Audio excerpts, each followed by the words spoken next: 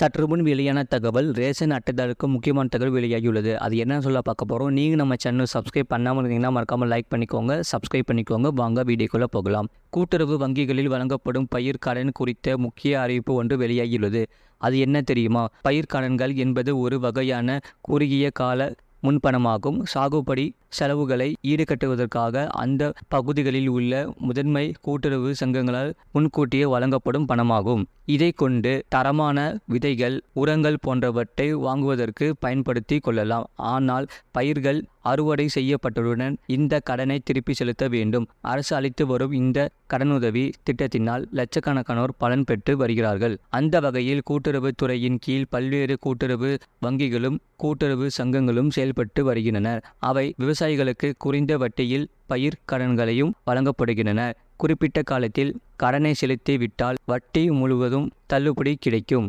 ஆனால் சில சங்கங்களில் கடன் வழங்கும் விதிமுறைகள் வேறுவேறாக உள்ளன. பயிர் கடன் வழங்குவதில் ஒருங்கிணைந்த மாதிரி ஒழுங்குமுறை விதிகள் தற்போது விதிக்கப்பட்டுள்ளன. அந்த வகையில் அனைத்து கூட்டுறவு வங்கிகள் மற்றும் கூட்டுறவு சங்கங்களிலும் பயிர் கடன் வழங்க ஒரே மாதிரியான விதிமுறைகளை கூட்டுறவுத்துறை வெளியிட்டுள்ளது. இது தொடர்பான மாவட்ட, மத்திய கூட்டுறவு வங்கிகளில் மேலாண் இயக்குநர்கள் மற்றும் மண்டல இணை பதிவாளர்களுக்கு கூட்டுறவுத்துறை உத்தரவிட்டுள்ள விதிமுறைகள் இவைகள்தான். தனிநபர் பிணையம், தங்க நகை அடமானம் பேரில் அதிகபட்சம் 1.60 லட்சம் ரூபாய் வரை 7% வட்டியில் கடன் வழங்கலாம். அபராத வட்டி 1%. தங்க நகை அடமானம் வாயிலாக 3 லட்சம் ரூபாய் வரை 7% வட்டியில் வழங்கலாம். குத்தகை சாகுபடிக்கு தனிநபர் பிணையத்தின் வாயிலாக 1.60 லட்சம் ரூபாய் வரையும், அடமானத்தின் வாயிலாக 3 லட்சம் ரூபாய் வரையும் கடன் வழங்கலாம். சர்க்கரை ஆலையில் இருந்து பெறப்படும்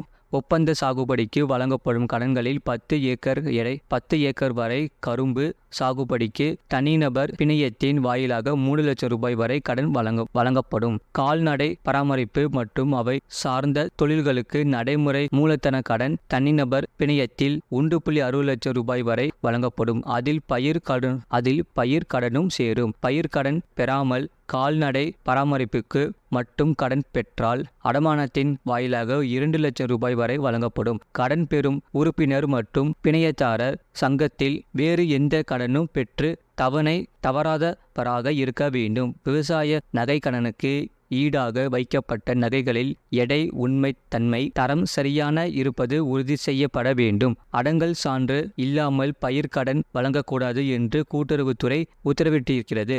இது போன்ற செய்திகளை உடனுக்குடன் அறிந்து கொள்ள மறக்காம சேனலை சப்ஸ்கிரைப் செய்யுங்கள். மற்றவர்களுக்கு தெரியப்படுத்த ஷேர் செய்யுங்கள்.